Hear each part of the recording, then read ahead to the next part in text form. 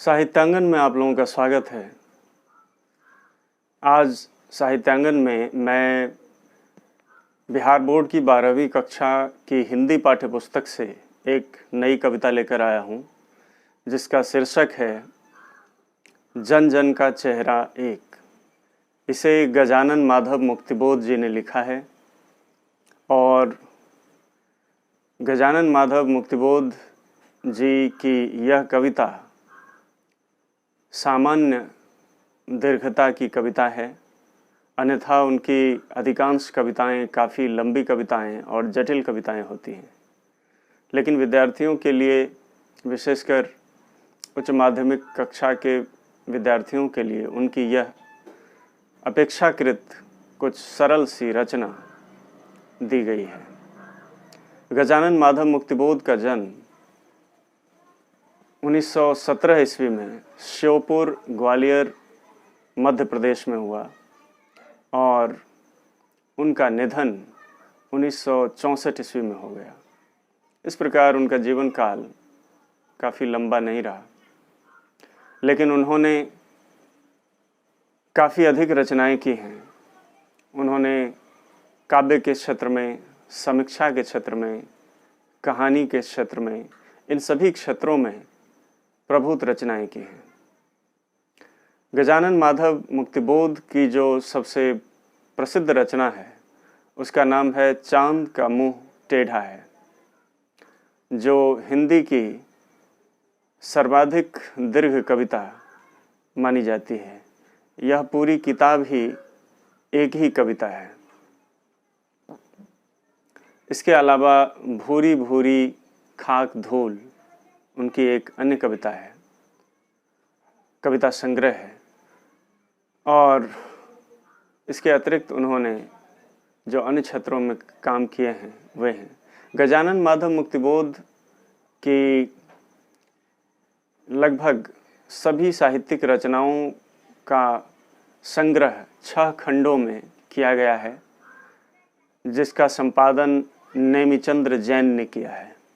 तो यदि आप गजानन माधव मुक्तिबोध की सभी रचनाएं पढ़ना चाहते हैं तो नेमिचंद्र जैन के संपादन में उनकी रचनाओं को 6 खंडों में, 6 वॉल्यूम्स में पढ़ सकते हैं।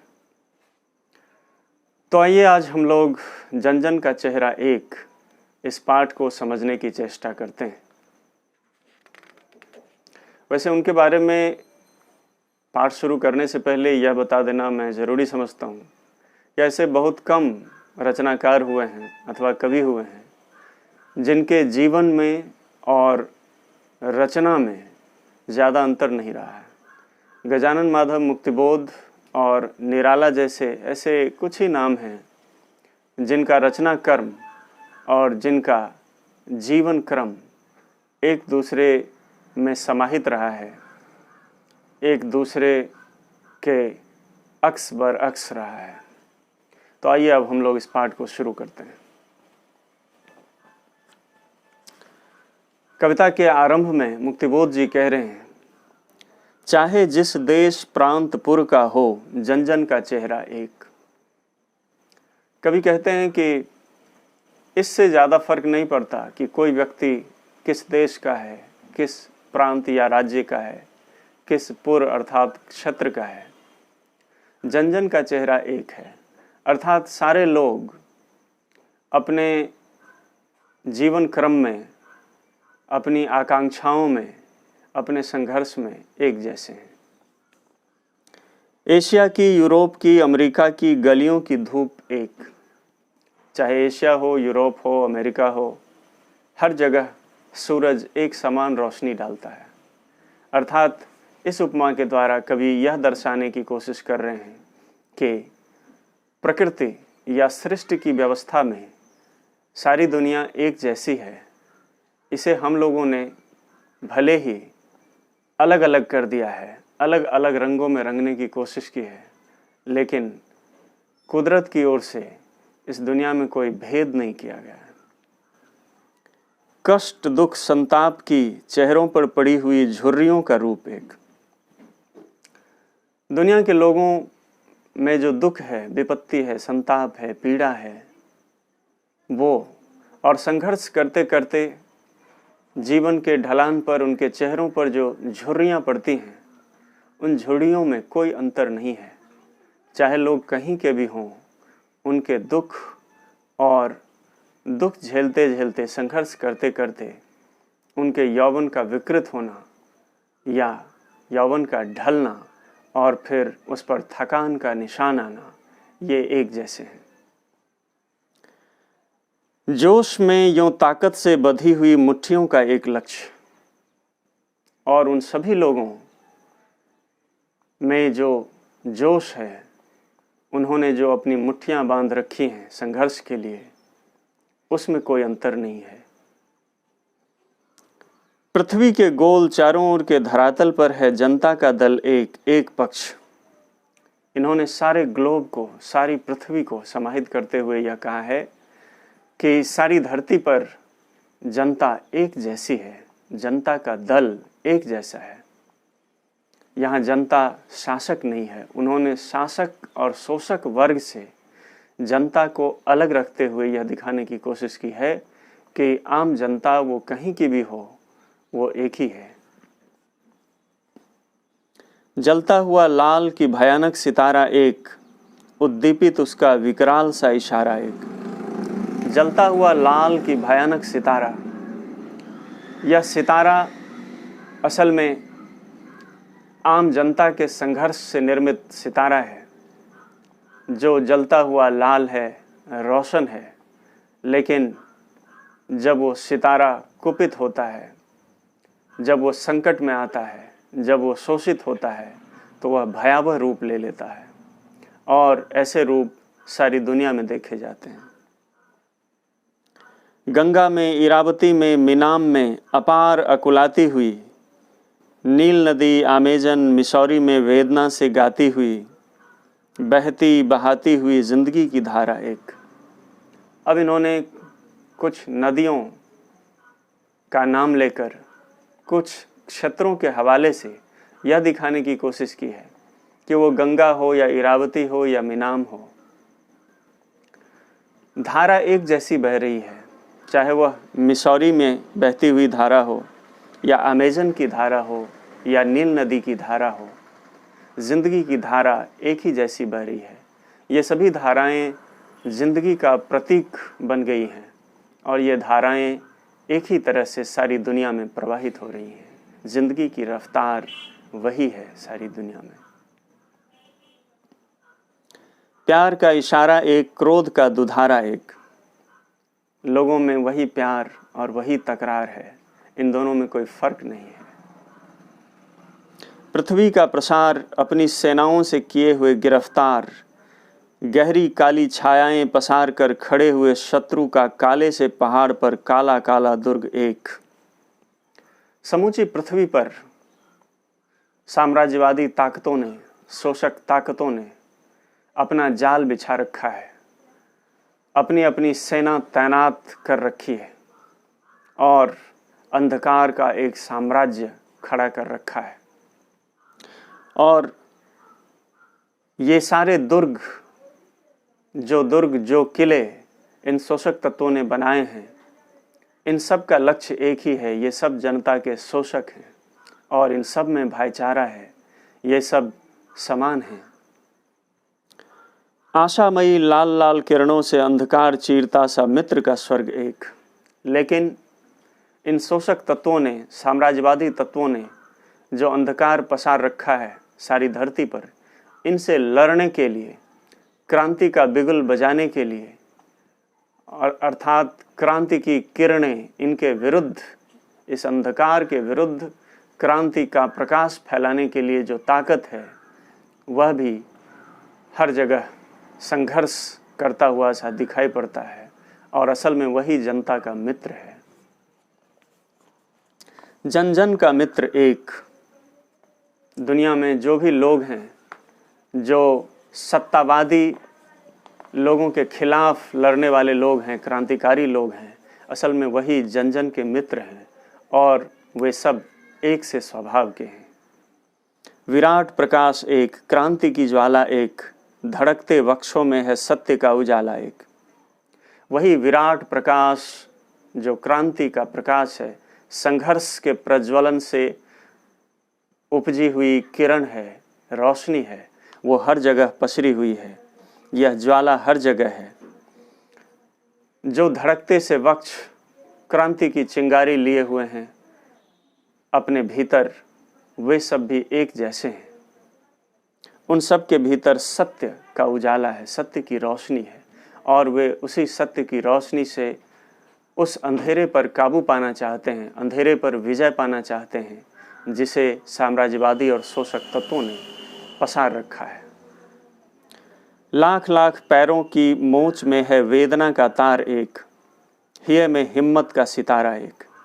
हालांकि लाखों पैरों में जो मोच की वेदना है, भटकते हुए लोगों में, घूमते हुए उन लोगों में जो संघर्ष करते हुए दुनिया को आबाद करने के लिए, दुनिया में समानता, स्वतंत्रता और भाईचारा लाने के लिए कोशिश कर रहे हैं, जद्दोजहद कर रहे हैं, वे सब दर्द भी पा रहे हैं, दर्द के मारे कराह भी रहे हैं, और इनमें कहीं कोई असमानता नहीं है। सब एक जैसे परेशान हो रहे हैं। ये में हिम्मत का सितारा एक, लेकिन उन सब के हृदय में हिम्मत का सितारा भी निकला हुआ है, और वो भी एक जैसा है। चाहे जिस देश प्रांतपुर का हो, जन जन का चेहरा एक। सारी दुनिया के लोग, जो आम जनता है, जो शोषित हो रहा है, वे एक जैसे हैं। एशिया के, यूरोप के, अमेरिका के भिन्न भिन्न वास स्थान, भौगोलिक ऐतिहासिक बंधनों के बावजूद सभी और हिंदुस्तान, सभी और हिंदुस्तान। कह रहे हैं कि एशिया हो, यूरोप हो, चाहे अमेरिका हो, हर जगह के वास स्थान में भारत की छवि देखी जा सकती है। इसके दो कारण हैं। एक तो ये कि भारत में विभिन्न जातियों, धर्मों और संस्कृतियों के लोगों में जो संघर्ष रहे हैं, वे संघर्ष सारी दुनिया में पसरे हुए हैं। और दूसरा कारण ये कि भारत में जिस नस्ल के लोग बसे हुए हैं, जिस प्रजाति के लोग बसे हुए हैं, वे दुनिया के बहुत बड़े हिस्से में फैले हुए हैं। इसलिए भारत की तस्वीर दुनिया के अन्य हिस्सों में भी देखी जा सकती है। सभी ओर बहनें हैं, सभी ओर भाई हैं, सभी ओर कन्हैया ने गायें चराई हैं। जिंदगी की मस्ती की अकुलाती भोर एक, बंसी की धुन सभी ओर एक। हर जगह ऐसे ही भाई बहन के रिश्ते हैं, और दुनिया के हर हिस्से में कन्हैया ने गायें चराई हैं। यहाँ कन्हैया असल में संघर्ष का प्रतीक है। कन्हैया ने, कृष्ण ने पूरा जीवन संघर्ष किया और दानवी शक्तियों को परास्त करते हुए अपना जीवन बिताया। लेकिन उस कन्हैया का जन्म सामान्य परिस्थितियों में हुआ, और अत्यंत सामान्य परिस्थितियों में उन्होंने जीवन व्यतीत किया। हालांकि उन्हें सारी सुख सुविधा उपलब्ध थी, इसके बावजूद उन्होंने आम गोप गोपियों के बीच अपना जीवन व्यतीत किया, गायें चराई और उन लोगों का साथ दिया जो शोषित होते थे, जिन पर जुल्म किए जाते थे। तो दुनिया के हर क्षेत्र में ऐसे कन्हैया देखे जा सकते हैं। भारत की यह छवि अन्य जगहों पर भी देखी जा सकती है। अन्य जगहों पर भी ऐसे उद्धारक लोग, ऐसे सुधारक लोग, ऐसे क्रांतिकारी लोग हमें मिल जाएंगे। दानव दुरात्मा एक, मानव की आत्मा एक। दुनिया में दोनों तरह की ताकतें काम कर रही हैं। एक दानवी शक्ति है जो दुरात्मा है, जो हमेशा लोगों का शोषण करना चाहता है, जो हमेशा लोगों को दुख दर्द देना चाहता है। लेकिन उसके खिलाफ मानव की आत्मा एक है। एक तरफ मानवीय ताकत है, सकारात्मक शक्ति है, जो संघर्ष में विश्वास करती है और जो संघर्ष की बदौलत उन दानवी ताकतों को परास्त करती है। वो भी सर्वत्र देखी जा सकती है। शोषक और खूनी और चोर एक। अब कभी इशारा कर रहे हैं कि जो शोषक हैं वो असल में हत्यारे भी हैं और वे चोर भी हैं। वे हर तरह के षड्यंत्र में फंसे हुए हैं और वे हर तरह के भ्रष्टाचार में लिप्त हैं। ऐसे लोग सारी दुनिया में फैले हुए हैं और इन सब लोगों की बिरादरी है, ये सब मिले हुए हैं। जन जन के शीर्ष पर शोषण का खड्ग अति घोर एक। हर व्यक्ति के सिर पर एक तलवार लटकी है, वह तलवार शोषण की है। दुनिया के हिस्सों में चारों ओर जन जन का युद्ध एक। दुनिया के हर क्षेत्र में हर जगह जन संघर्ष जारी है और कवि चाहते हैं कि यह जन संघर्ष धरती के एक एक कोने में पसर जाए, कहीं भी धरती का कोई भी हिस्सा इस जन संघर्ष से अछूता न रहे। मस्तक की महिमा व अंतर की उष्मा से उठती है ज्वाला अति क्रुद्ध एक। मस्तक की महिमा व अंतर की उष्मा, हृदय में जो संघर्ष का प्रज्वलन है और मस्तक में जो विचार हैं, वो वैचारिक शक्ति और हृदय में उत्पन्न होने वाली क्रांतिकारी ऊर्जा, ये दोनों ही चीज़ें मिलकर दुनिया को ठीक कर सकती हैं और ये दोनों ही चीज़ें दुनिया में सर्वत्र देखी जाती हैं। कभी इन शक्तियों को जगाने के लिए और भी प्रेरित कर रहे हैं। संग्राम का घोष एक, जीवन संतोष एक। जहाँ कहीं भी संग्राम चल रहा है, युद्ध चल रहा है शोषण के खिलाफ, वो एक जैसा है। संग्राम का घोष हर जगह हो रहा है, हर जगह शोषण के विरुद्ध शंखनाद हो रहा है। और जीवन संतोष एक, और जीवन में जहाँ कहीं गहरा संतोष व्याप्त है। बहुत सारे ऐसे तबके हैं जो तटस्थ बैठे हुए हैं, जो संतोष करके बैठ गए हैं कि अब कुछ नहीं हो सकता। ऐसी शक्तियाँ भी हैं, ये सब सर्वत्र पाए जाते हैं। क्रांति का, निर्माण का, विजय का सेहरा एक। जहाँ क्रांति है, परिवर्तन है, वहाँ निर्माण भी होता है। वहाँ सकारात्मक शक्तियाँ निर्माण में विश्वास करती हैं, विध्वंस में नहीं। और ऐसी शक्तियाँ मिलकर संघर्ष करके विजय प्राप्त करती हैं। फिर ऐसी शक्तियों के सिर पर विजय का सेहरा भी लगता है। चाहे जिस देश प्रांतपुर का हो, जन जन का चेहरा एक।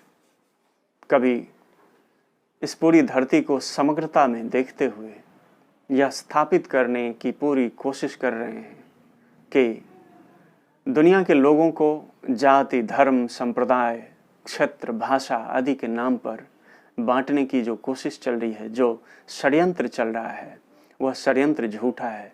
सच्चाई यह है कि सारी दुनिया में लोग उसी तरह शोषित हो रहे हैं जिस तरह से हमारे यहाँ हो रहे हैं। इसलिए इन सारे लोगों को एकजुट होने की ज़रूरत है और अपनी सारी शक्तियाँ मिलाकर इन दानवी शक्तियों को, नकारात्मक शक्तियों को परास्त करने की ज़रूरत है। तो मुझे लगता है कि इस कविता को आप लोग ठीक से समझ गए होंगे और अब फिर आखिर में मैं यही कहूँगा कि आप लोग ऐसे ही जिस तरह से साहित्यांगन पर आने वाले वीडियोज़ को देखते रहें। इन वीडियोज़ को लाइक करें, कमेंट करें, इन्हें शेयर करें और साहित्यांगन चैनल को सब्सक्राइब करना ना भूलें। तो आज के लिए बस इतना ही। आप सबको बहुत बहुत धन्यवाद।